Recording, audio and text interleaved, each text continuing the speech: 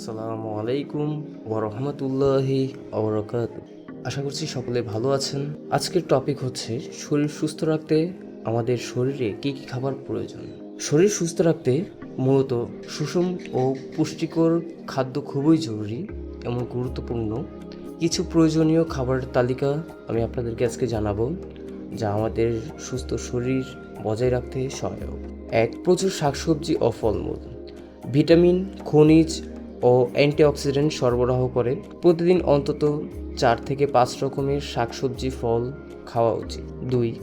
Protein সমৃদ্ধ খাবার যেমন ডিম, মুরগি, মাছ, ডাল, ছোলা, সয়াবিন, দুধ, দই, মাংস ইত্যাদি, যা আমাদের পেশি গঠন ও রোগ প্রতিরোধ ক্ষমতা বাড়ায়। 3 নাম্বার, কার্বোহাইড্রেট। শক্তির প্রধান উৎস হচ্ছে এই কার্বোহাইড্রেট, যা সাধারণত আমরা নৈতিক এমনকি রুটিন মাফিক আমরা আহার করে থাকি, যেমন ভাত, রুটি, আলু, ওটস, সুজি ইত্যাদি। 4 নাম্বার, সুস্থ চর্বি বা হেলদি ফ্যাট, যেমন বাদাম, তেলযুক্ত মাছ যেমন টুনা, স্যামন, অলিভ অয়েল ইত্যাদি, যা আমাদের হৃৎপিণ্ড ভালো রাখে এবং হরমোনের ভারসাম্য রক্ষা করে। 5 নম্বর, পানি। প্রতিদিন কমপক্ষে 8 থেকে 10 গ্লাস পানি পান করা উচিত।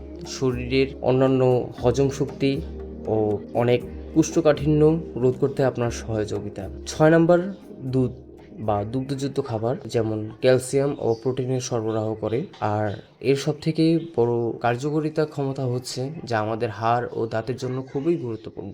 আমরা বিশেষ করে আমাদের শরীরের ওজন কমানো বা পেশি বাড়ানোর জন্য আমরা যেই খাদ্য তালিকা চাই, তা আমাদের বয়স অনুযায়ী এটা হয়তো কিছুটা বাড়তে পারে, কিছুটা কমতে পারে, কিন্তু বয়স অনুযায়ী আমাদের খাদ্যর অভ্যাস এমনকি আমাদের চলাফেরা সব কিছুই আমাদের নিয়মিত রুটিন মাফিক হওয়াটাই জরুরি। তো আজকে এই পর্যন্তই।